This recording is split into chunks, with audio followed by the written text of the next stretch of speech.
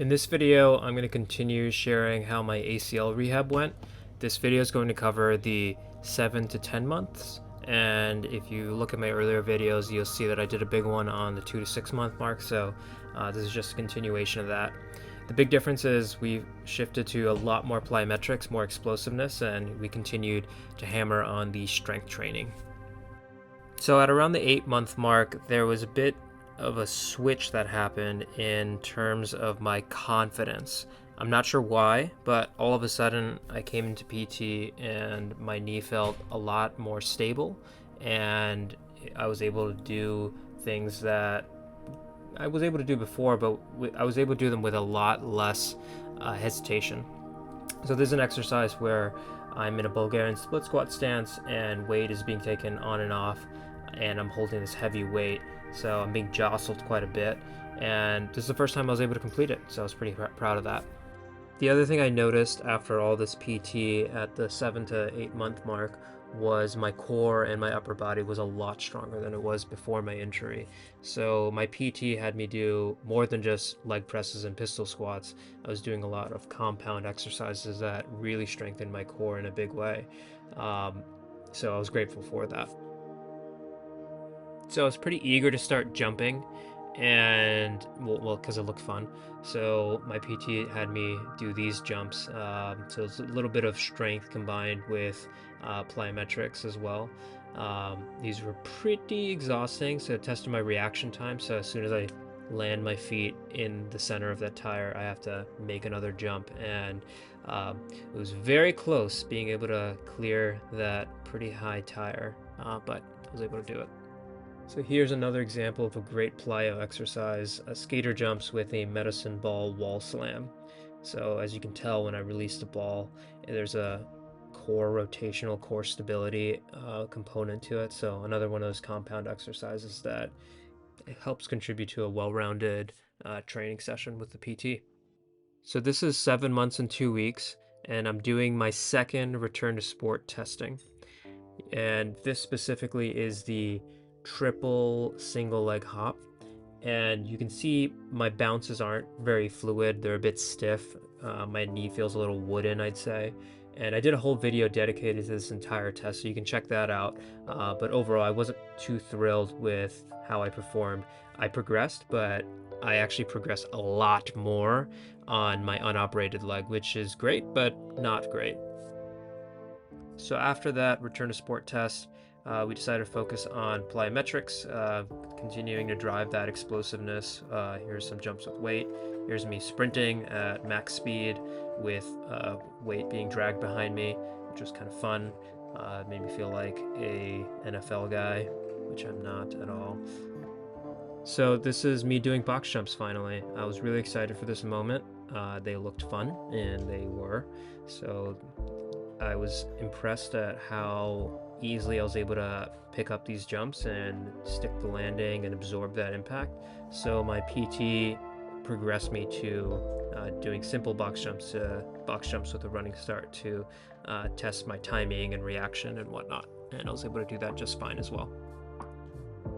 So that same day, we decided to progress to doing these lateral jumps with one leg. And I didn't hesitate at all. I thought I would, but I got a few of them. Obviously, there's still room for some improvement here, but overall, they felt pretty good. And surprisingly, I did just as well on my unoperated leg as I did on my operated leg, which was pretty neat. We continue to progress on jumping, and I'll call out that before any big jumpy exercise, we tried to practice that deceleration with moves like this, where I would slam my foot down as hard as possible on a Bosu ball or a yoga ball, try to maintain that stability. So I think the goal here was to maintain knee stability upon impact. But yeah, this was, I guess, my warm-up to more advanced jump motions. This single leg hop here is another example of I guess what I'd call a more advanced motion. I didn't have any trouble sticking the landing on these. My PT was pretty surprised. They felt really comfortable. I was able to bang out 30 of these in a row, no problem. And this is, I guess, Bulgarian split squat jumps, where I try to jump as high as possible and then bring down a ton of force onto my knee at once. So scary to look at in hindsight, but ultimately this was no problem for me. So at the 9-month mark, I was pretty keen on getting back into skiing. I was planning on waiting longer, but honestly, I think I could have gone back at the 8-month mark. I wasn't in a rush because the snow wasn't very good here in the Northwest. But when I told my PT I was interested in getting back into skiing at a pretty aggressive schedule, they switched me over to more ski-specific exercises like what you're seeing here. This is one that was inspired by Greg Louie, the ski PT on Instagram. Great guy, you should follow his content. So they were tailoring my PT training towards my goal of skiing sooner. But my primary activity, I would say, is climbing. And I tried to get back into rope climbing, and I did, but when I was on my own, I stuck to the tread wall. I was a little scared of falling on boulder problems, intentionally or not intentionally. So I stuck to the tread wall to just focus on the endurance and get back into the motion. I ultimately ended up progressing pretty quickly in bouldering, and I'll show some clips of me taking some falls. But the bigger thing that I haven't mentioned yet is that in my 8-month mark, I was going to PT maybe 3 to 4 times a week when my normal cadence was twice a week. And the reason for that is I missed out on going to PT for about 3 weeks in the 7th month mark. There was a family emergency and I needed to be away, and I thought that by going more often I could play catch up. Unfortunately, that didn't work out so well, and in my 10th month I noticed that I had some flare-ups in my knee. So as a reminder, I had a patellar tendon autographed, so my own patellar tendon was used. So there was a lot of eccentric exercises that I had to do. So here I'm lowering a heavy weight slowly with one knee and then explosively pushing back up with both feet. So that's intended to train my eccentrics, and I had to do a lot of this. So we took a big long pause on a lot of the jumpy fun stuff and instead did a lot of this boring slow knee extension kind of thing, really lengthening the muscle. So unfortunately, playing catch up doesn't always work. Maybe there were some advantages, but there's definitely some disadvantages to rushing the process. So at the same time, I was not only going to PT 50 to 100% more often, I was also running 3 to 4 times a week, and also cycling 2 to 3 times a week. And that was a massive, intense load. I felt like my body could handle it given all the PT training I had been doing. However, it was a lot, and I later learned that the break that I thought was a long break would not be long enough. So a little bit of foreshadowing there. Ultimately, the knee stuff did get resolved. The flare-ups were reduced. The eccentrics that I did worked like a charm. However, I did have issues with plantar fasciitis in my non-operated foot. So that's like this soreness in like the heel of my foot. And that flared up a lot with these all-out sprints that I would do. So a lot of agility drills. So that was unfortunate because they were kind of fun. So I had to kind of put a pause on that. So I have to give a lot of credit to my PT facility, Sports Physical Therapy in Factoria. They have a few other locations. They made it really fun. So the plyometrics were really hard, and I wasn't always looking forward to going to PT. I was always glad afterward, of course.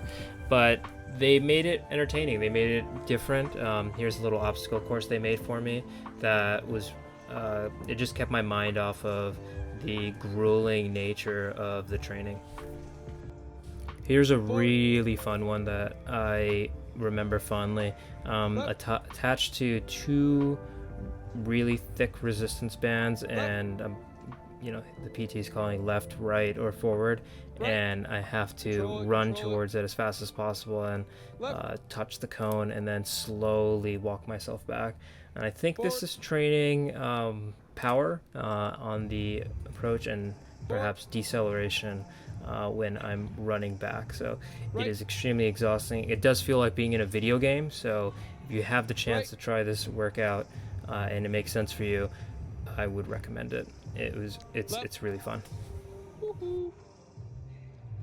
One more. Forward.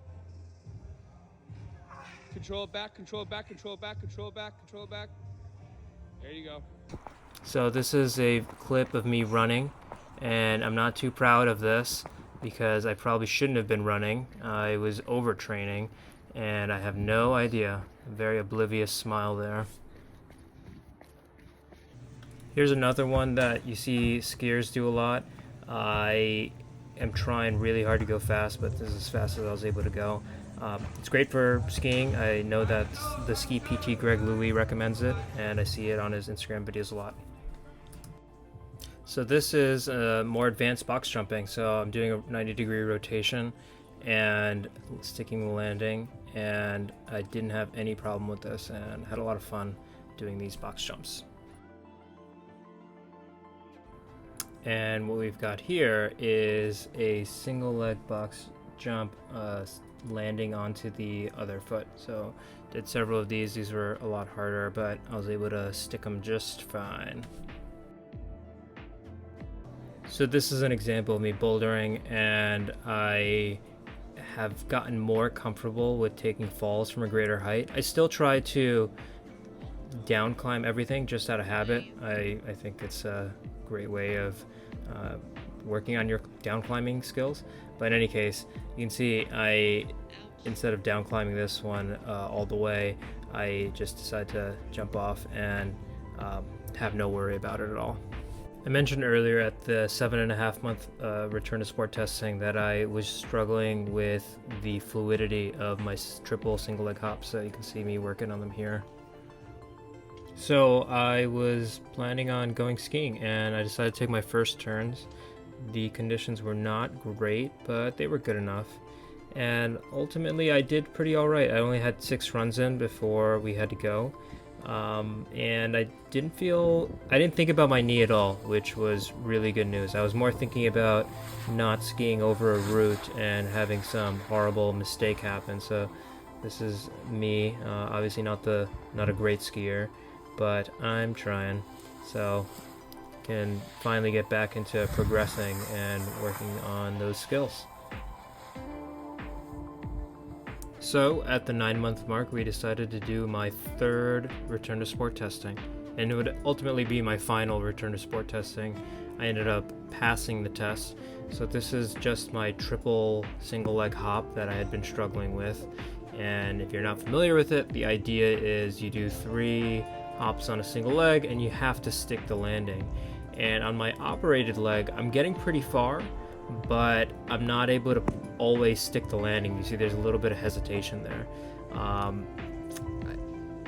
I ultimately was able to get a great result here, and I'm pretty happy with it, and you can see how thrilled I am. So this is my results if you want to take a look. There's a whole video that I put out dedicated to the 9-month return to sport testing and my results there, so go check it out if you're interested. So you might be wondering, why does this video continue? Why is this guy still at PT at the 10-month mark? Well, the reason is because if you saw on the triple single leg hop, it took me many tries to get that result, and I wasn't happy with that. So what I wanted to have us work on is the deceleration. So basically I wanted to continue PT and not be fully cleared so that we could eke out some more gains on the deceleration. So a lot of folks are really eager to get out of PT, but I love PT. PT was giving me very clear, measurable results, and it was preventing me from getting another ACL tear in the future. So why would I not want to continue that? And this is an instance where I thought a few more weeks of PT could make a big difference. So I was more than happy to continue pushing it. So ultimately, my PT was a massive success. I ended up becoming a lot stronger than I would have been had the injury not happened. So I would have progressed at a normal rate if the injury didn't happen, but the injury did happen. I learned a ton about my body. I found a great PT facility called Sports Physical Therapy in Victoria, and I am super grateful. I'm going to carry a lot of these lessons for the rest of my life. I have become a little bit more risk averse in my skiing. I am way stronger on the mountain bike and in climbing as well, so I am really grateful for the experience that I had. Obviously, I wish I didn't tear my ACL, but I made the most of it, and I hope that if you're watching and you tore your ACL, think of it as an opportunity. And I wish that I could end the video with a clip of me skiing, maybe going full circle, but the conditions haven't been great in the Northwest, so instead I'll leave you with some climbing, since that's what I've been able to do. And I was planning on laying off of climbing for at least a year, bouldering at least for a year, but that hasn't been the case. I've been back at it and just jumping off, having no problems, and super happy with it. So thanks for watching, and best of luck on your journey. 42.